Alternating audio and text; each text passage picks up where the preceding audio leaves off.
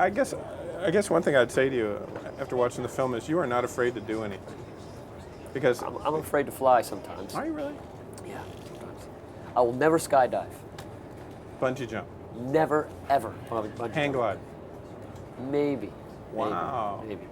As long as you're attached You know? to something. Maybe that gas-powered thing, like, eh. I guess I say that because it's just Armageddon was not a small film. It was not a little film, and this is a huge film. And there's two kinds of responsibility: one a technical responsibility, one an emotional responsibility to veterans. Right. So can you address both those things? Well, I was struck by the emotion of this movie very early on. Coming to the hollowed ground right here, and you see the real bullet holes that are still here. The military is adamant about leaving these bullet holes, never covering them up, to leave it as a reminder. And to me, that's a real powerful thing.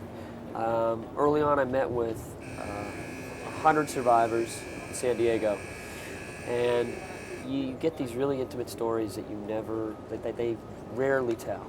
And you know, those are different poignant moments where the movie just kept growing in me, and it's just something I had to tell.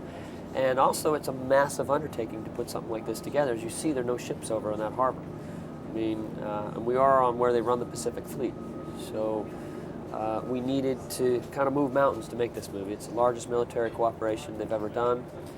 And the military has been truly awesome, and they know that this movie will help. It's one for the survivors, you know. And I hope this movie captures the essence of what it was like. I get pretty choked up when I talk to survivors a lot. Yeah. Most of them are in their 80s now, the ones that are left. And they cut to the chase real fast about what was important to them. They might spend their whole lifetime not talking to their family, but they'll talk to you. Did you find that true? Oh, yeah. I mean, I talked to some survivors saying, I've never told my wife this story. And I learned also from survivors that they sometimes don't share the stories with themselves. And I think now they're trying to get these stories out because they are getting on with age. And his 60th anniversary is coming up, and I know this movie because I know a lot of them is really important to them. I mean, I remember when they saw the trailer down at Baja. We had a bunch of them where we were shooting. Brought 80 of them, and it was a great day because 600 military extras, 500 crew members, they all gave them a round of applause, and they saw different ship sections that were built there.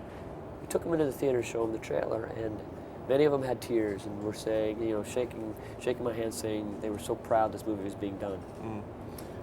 I guess the rumor around, or somebody read it, that you walked off the set at one point. Is that true? No, I never walked off the set. It was just, I quit the movie before we ever started, because if I couldn't do it right, I didn't want to do it. Yes. Oh.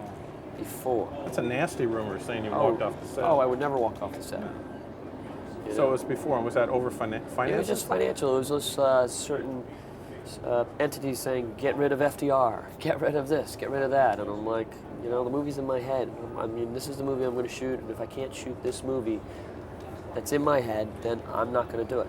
And the movie that was in your head's on screen? Mm-hmm. Good. All right. Thanks. Good to see you.